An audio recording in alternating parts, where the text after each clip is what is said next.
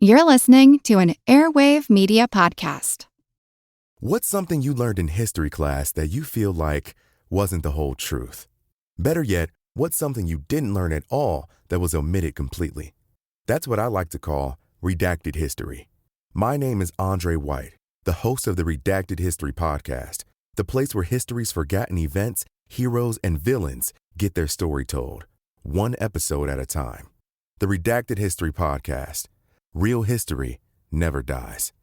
Stream the Redacted History Podcast on Apple Podcasts, Spotify, or wherever else you get your podcasts.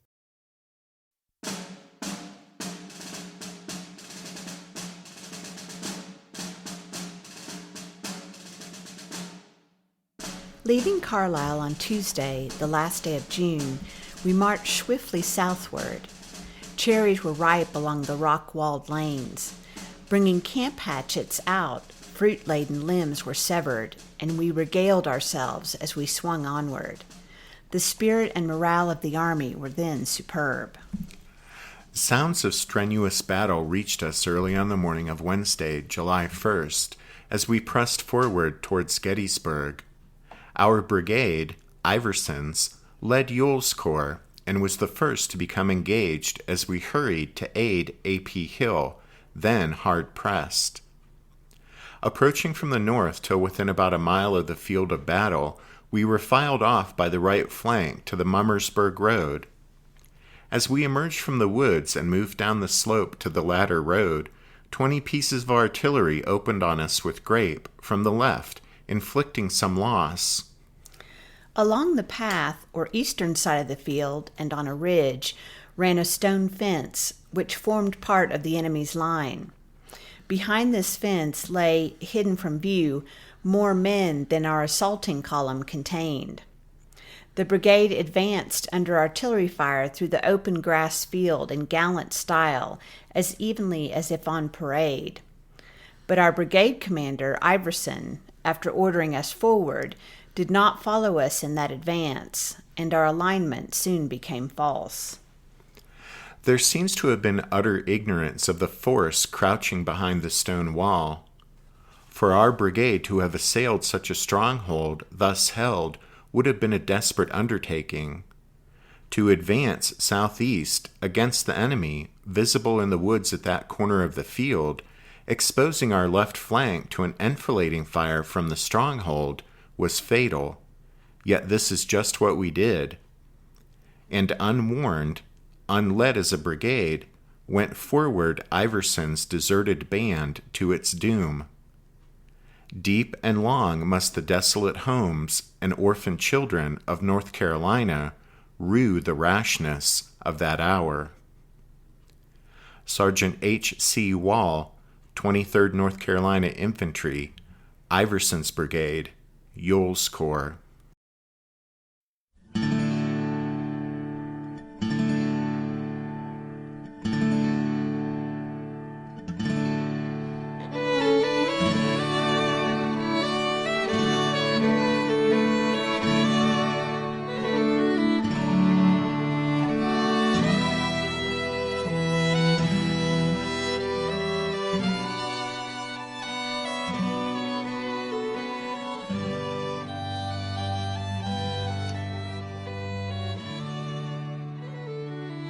Hey everyone, thanks for tuning in to episode 328 of our Civil War podcast. I'm Rich. And I'm Tracy. Hello, y'all. Welcome to the podcast. When we left off last time, the lull that had descended over the battlefield after the morning's combat north and south of the Chambersburg Pike on the western outskirts of Gettysburg was over, and the fighting was starting up once again, as Rhodes' Confederates began their attack on the northern end of the Federal First Corps line. Major General Robert Rhodes' command was the largest division in the Army of Northern Virginia. With almost 8,000 men in its 5 brigades, it was the same size as one of the smaller Federal Corps. As we mentioned previously on the podcast, on July 1st, Rhodes' division approached Gettysburg from the north, marching down the Newville Road, accompanied by Corps Commander Dick Ewell. About 4 miles north of Gettysburg, Ewell and Rhodes heard the sound of heavy cannon fire coming from the south. Unfortunately for Dick Ewell, he didn't have the advantage of having under his command a cavalryman as tough and effective as John Buford. So while Buford had kept his superiors constantly informed about the approach of Ewell's Confederates, Ewell himself had no information at all about what was going on at Gettysburg on the morning of July 1st, except what the sound of cannon fire told him when he and Rhodes were within 4 miles of the town. This was the first hint that the two rebel officers had that major fighting was in progress. As Rhodes' division continued marching toward Gettysburg, he discovered that the road his troops were on ran parallel and quite close to a northern extension of Oak Ridge, north of Oak Hill. Rhodes realized that if he followed this ridge line southwest, it would take him directly toward the sound of the guns. And so, Rhodes deployed 4 of his 5 brigades off the road and onto the wooded ridge. After advancing about a mile along the ridge, Rhodes and Ewell arrived on the summit of Oak Hill and surveyed the scene before them. Gazing southward, they could see their fellow Confederates from A.P. Hill's corps over to the right on Hurr's Ridge, where they had withdrawn after their ordeal in the Herbst woodlot and at the railroad cut. But directly to Rhodes and Ewell's front, positioned down the line of McPherson's Ridge, was the Federal First Corps. And Rhodes and Ewell, both experienced officers, could tell they had arrived on the exposed right flank of the enemy line. After the thrashing of Archer's and Davis's brigades that morning, the god of battles now appeared to be smiling on the Confederacy. Dick Ewell, having approached Gettysburg in almost total ignorance of the situation there, had stumbled blindly into a position where he could strike the enemy a terrible blow. Rhodes' division arriving on Oak Hill when it did simply couldn't have worked out any more perfectly if Ewell had planned it that way.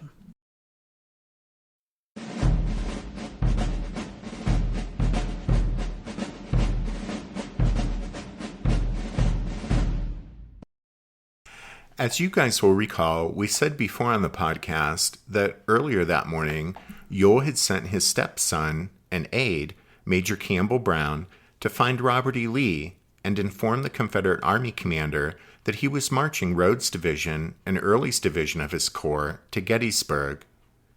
This was the spur-of-the-moment decision Dick Ewell had made after he'd received A.P. Hill's message the morning of July 1st, informing Ewell that Hill was sending Heath's and Pender's divisions to Gettysburg. At any rate, Brown found Lee just east of Cashtown and discovered the Army commander to be noticeably out of sorts. Lee had first heard the sounds of battle as he rode with Longstreet over South Mountain sometime around 11 a.m. He hurried to Cashtown to confer with A.P. Hill and to find out exactly what was happening. However, Hill had to tell Lee that he simply didn't know, but that he would depart immediately for Gettysburg and see what was going on. After Little Powell rode off, Lee singled out Richard Anderson, who commanded Hill's 3rd Division, and asked whether he knew anything about the unfolding situation. Anderson replied in the negative, and then Lee, more to himself than to Anderson, as Anderson later recalled, said, quote, "I cannot think what has become of Stuart. In the absence of any reports from him, I am in ignorance of what we have in front of us here. It may be the whole Federal force, or it may be a detachment. If it is the whole Federal force, we must fight a battle here." Lee's agitation was obviously caused by the fact that not only was there major combat going on at Gettysburg, in violation of his standing orders not to bring on a battle until the entire rebel army was concentrated, but Lee was also plainly anxious that, absent any news from his cavalry chief, Jeb Stuart, he was now being forced to react to a rapidly unfolding situation without having any clear idea of what the enemy army was up to. It was just about this time that Campbell Brown arrived. Brown delivered his message that Ewell was headed for Gettysburg. Robert E. Lee then asked Brown if Ewell had heard anything of Stuart. When Brown answered no, Lee sent him back to Ewell, having stressed the same instructions he had issued earlier to A.P. Hill. That is, Ewell was to avoid a general engagement until Lee had the entire Confederate Army concentrated. In Noah Andre Trudeau's book, Gettysburg, A Testing of Courage, he makes a point that we think is worthy of consideration. Trudeau contends that, quote, while Henry Heath is usually credited with initiating the Battle of Gettysburg, the distinction more properly belongs to Richard S. Ewell, end quote. Trudeau points out that an argument can be made that Heath's assignment had been to probe aggressively toward Gettysburg to ascertain the size and composition of the enemy force in the town. And while he had made a bit of a hash of it, he had actually accomplished his mission and then pulled back, so that by midday on July 1st, Heath had reset and was awaiting further orders. Trudeau writes, quote, the decision of whether or not to escalate the combat at Gettysburg that day was made not by Henry Heath or even by Robert E. Lee. Instead, it rested on the shoulders of Richard Ewell, who around midday was with Robert Rhodes under the cover of the woods on Oak Hill, looking southward. Ewell had a decision to make. Rhodes was bringing 4 of his 5 brigades up to Oak Hill, while his 5th Brigade, Brigadier General George Dole's All-Georgia outfit, came up on the left to cover the plain north of Gettysburg and screen the impending arrival of Jubal Early's division. Out in front of Dole's Georgians was a skirmish line of Alabama sharpshooters under Major Eugene Blackford. With that sector covered for the moment, the decision Ewell had to make was whether to attack from Oak Hill with Rhodes' troops who were deploying there. Even as Rhodes' deployment was proceeding, Ewell brought up Lieutenant Colonel Thomas Carter's artillery battalion. Carter's 16 guns opened fire from Oak Hill, shelling the Federal First Corps line, and whatever surprise an attack by Rhodes might have achieved was spoiled the instant the Confederate guns opened up. With Carter's guns announcing the arrival of rebel troops on Oak Hill, the Federal First Corps soldiers now found themselves caught in a vicious artillery crossfire, from Hers Ridge to their front, and from Oak Hill to their right. In the face of this shell fire, Cutler's men north of the Chambersburg Pike fell back to the cover of Sheed's Woods, while at the same time, Colonel Roy Stone, positioned just south of the road around the McPherson farm buildings, shifted 2 of his 3 regiments to a line along the pike, facing north. This shift reduced their exposure to the flanking fire from Carter's guns on Oak Hill, but unfortunately exposed their left flank to the fire of the rebel guns on Hers Ridge to the west. Realizing that the Confederate gunners were targeting his regiment's flags, Stone decided to use the colors of the 149th Pennsylvania as a decoy. He ordered the 149th's 2 flags to be carried forward to a pile of fence rails that had been stacked up earlier by Union cavalry pickets. From that spot, the flags would be visible to the rebel gunners on Hers Ridge, but the wheat field would prevent them from discovering the entire regiment wasn't there. After Sergeant Henry Bream of the 149th Color Guard received his orders, he and 5 other men planted the national and state flags at the fence rails and hunkered down as best they could behind their cover. The trick worked. The Confederates shifted their fire toward the flags, and Stone's men, except for the stalwart few with the 149th's colors, were relieved from much of the Confederate artillery fire. Once the Confederate artillery opened up from Oak Hill, Abner Doubleday, now leading the First Corps after John Reynolds' death, realized that the enemy had seized that key piece of high ground, and Doubleday moved to counter that new threat. He sent word to Brigadier General John Robinson, whose division had been held back in reserve near the seminary, telling Robinson to send at least one of his brigades north of the Chambersburg Pike. Robinson, in turn, called on Brigadier General Henry Baxter, who quickly led his 6 regiments northward behind the crest of McPherson's Ridge and toward the right of Cutler's men in Sheed's Woods. Meanwhile, from their vantage point on Oak Hill, Dick Ewell and Robert Rhodes watched with growing alarm as Baxter's men began emerging from the woodlot to their left front.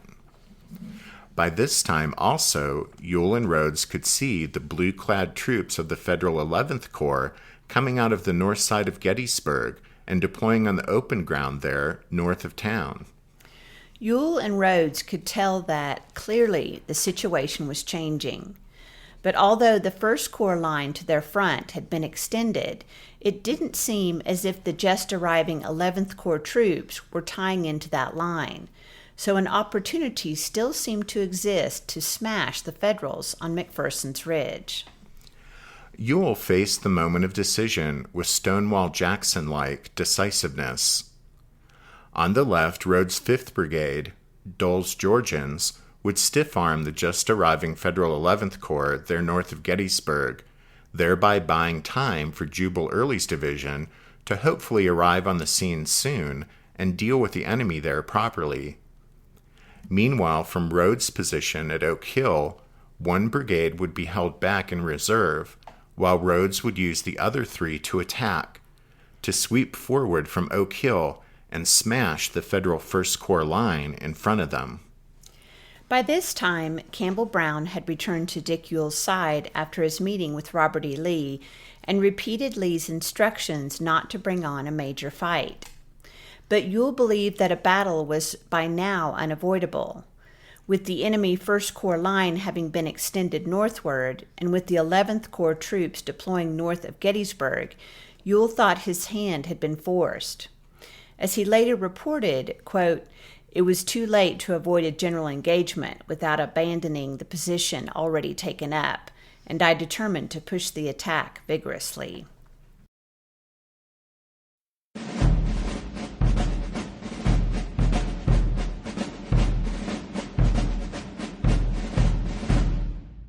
Did archaeologists discover Noah's Ark? Is the rapture coming as soon as the Euphrates River dries up? Does the Bible condemn abortion? Don't you wish you had a trustworthy academic resource to help make sense of all of this? Well, I'm Dan Beecher, and he's award-winning Bible scholar and TikTok sensation Dr. Dan McClellan, and we want to invite you to the Data Over Dogma podcast, where our mission is to increase public access to the academic study of the Bible and religion, and also to combat the spread of misinformation about the same. But, in a fun way. Every week we tackle fascinating topics, we go back to source materials in their original languages, and we interview top scholars in the field. So whether you're a devout believer, or you're just interested in a clear-eyed, deeply informed look at one of the most influential books of all time, we think you're going to love the Data Over Dogma podcast. Wherever you subscribe to awesome shows.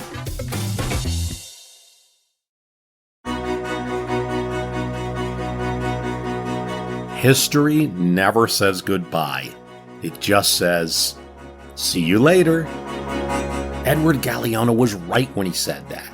Events keep happening over and over again in some form. And that's the reason I produce the podcast, My History Can Beat Up Your Politics. What is it? We take stories of history and apply them to the events of today to help you, perhaps, understand them better. We are also part of Airwave Media Network. I've been doing the program since 2006. That's a long time, and the show has a long name. My History Can Beat Up Your Politics. Find me wherever you get podcasts.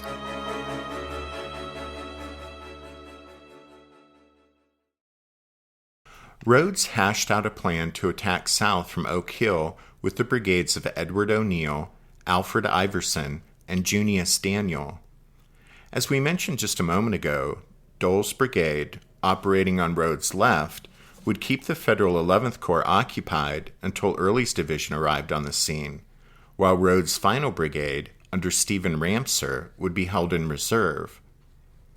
Rodes' plan was to come crashing down on the right of the 1st Corps line and roll up the enemy position from north to south.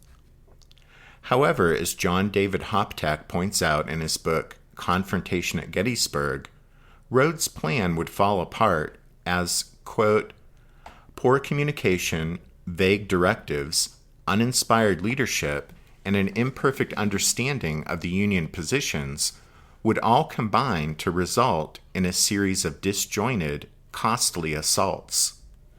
Stepping off sometime between 2 o'clock and 2:30 that afternoon, O'Neill's brigade would be the first to come to grief. For various reasons, Rodes had detached 2 of O'Neill's regiments, while the remaining 3 moved out to the attack with nothing in the way of direction, since O'Neill decided to remain in the rear. The 3 Alabama regiments swept south across the eastern slopes of Oak Hill, past the McLean farm buildings, and directly into a storm of musket fire delivered at close range by Baxter's Federals lined up to their front. Moving north out of Sheed's Woods, Baxter, just a few minutes earlier, had formed his 6 regiments in the shape of a backward L, with the base, 2 regiments strong, lining up along Oak Ridge, which was just the northern extension of McPherson Ridge, and facing west, while the long end of the L, 4 regiments strong, deployed in a grove of oak trees in a line of battle that ran southeasterly and parallel to the Mummasburg Road, which cut across the ridgeline. As O'Neill's Alabamans approached the Union position, they were greeted by a tremendous series of volleys that staggered them. To make matters worse, they were also taking fire on their exposed left from 11th Corps troops from the 45th New York, which was just then advancing a strong skirmish line. Cannon fire delivered by Captain Hubert Dilger's 11th Corps battery also raked O'Neill's lines. The rebel attack foundered after just 15 minutes, and dozens of Alabamans lay dead or wounded. Others had fallen prisoner to the men of the 45th New York. But having driven back O'Neill, Baxter's Federals would get little rest, because just minutes later, Iverson's brigade of North Carolinians came sweeping down toward their position on Oak Ridge.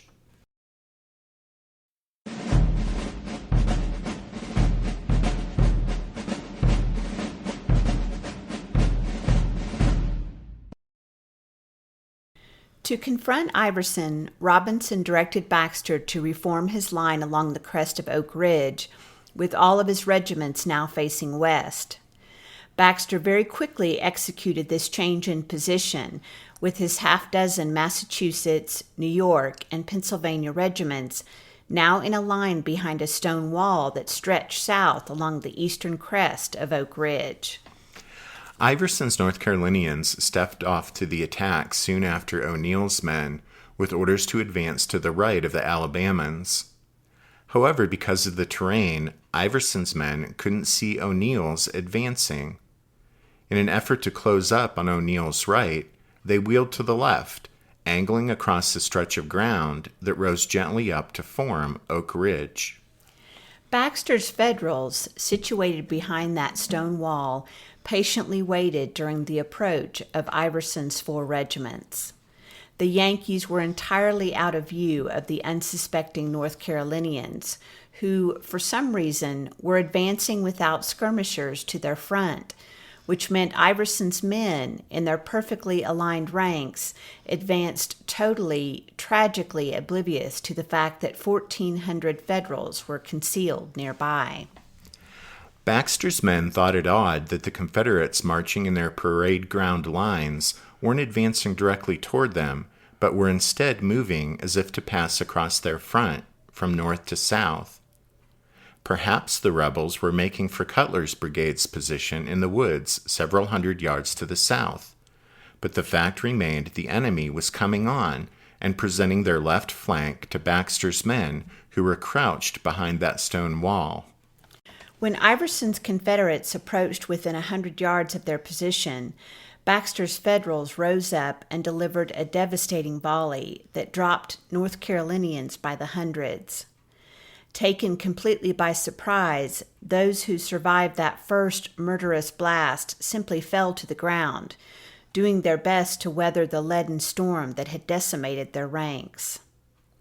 Once they went to ground, the survivors found they couldn't rise up, either to advance or retreat. One of the survivors later said, "I believe every man who stood up was either killed or wounded." Iverson's men never had a chance. One of the Federals later recalled, quote, "done some wicked firing into the mass of Confederate soldiers lying down in the field within short musket range," end quote. And indeed, the North Carolinians simply hugged the ground while Baxter's Federals continued to pour in a deadly fire. It wasn't long, though, before the Yankees saw handkerchiefs and other pieces of cloth, even hats, being raised in surrender by the trapped rebels to their front.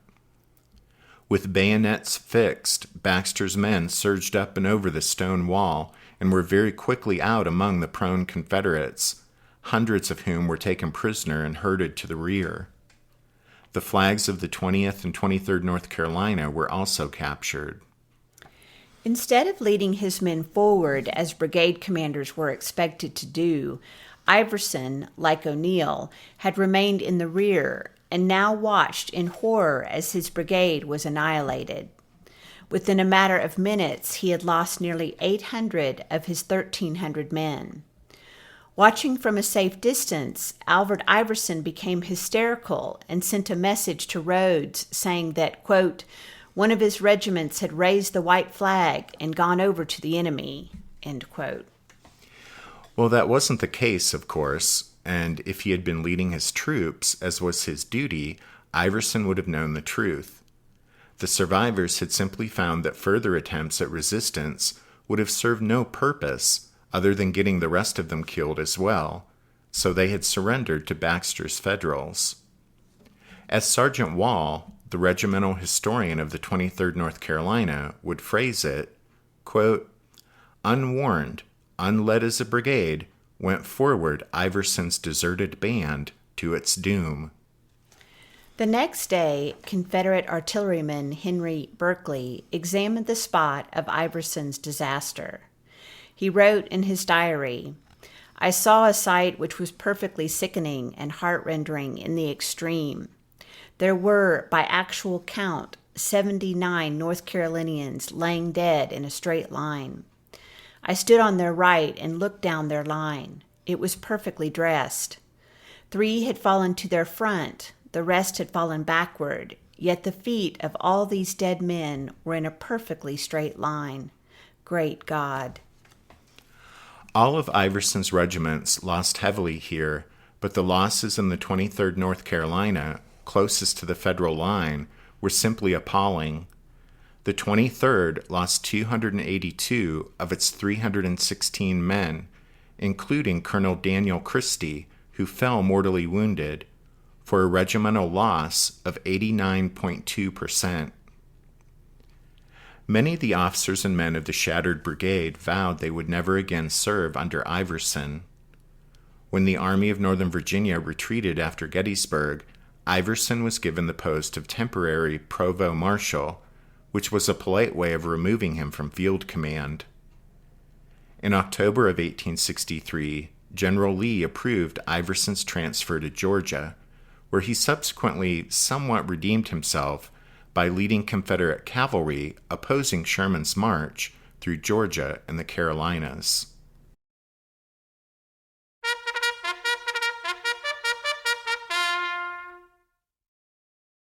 That means it's time for this episode's book recommendation. And our recommendation this time is The Rashness of That Hour, Politics, Gettysburg, and the Downfall of Confederate Brigadier General Alfred Iverson by Robert J. Winstra. In The Rashness of That Hour, Winstra offers a reassessment of Iverson's leadership, arguing that he wasn't solely to blame for the destruction of his brigade. Winstra notes that the brigade suffered from political and personal feuds among its officers that created a fractious command climate even before the bloody debacle at Gettysburg. At any rate, it's an interesting read. Don't forget you can find a list of all of our book recommendations if you head over to the podcast website, which is www.civilwarpodcast.org. Then, as we wrap up this episode, we want to thank the newest members of the Strawfoot Brigade: Ira, Timu, Philip, Tony, John Howe, Christopher, Gavin, and Lee. And thanks to John, Kyle, Curtis, and Max for their donations. Yeah, thanks everyone. We appreciate your support of the podcast. Thanks for listening to this episode of The Civil War, 1861 to 1865, a history podcast. Rich and I do hope that you'll join us again next time, but until then, take care. Thanks everyone. Bye.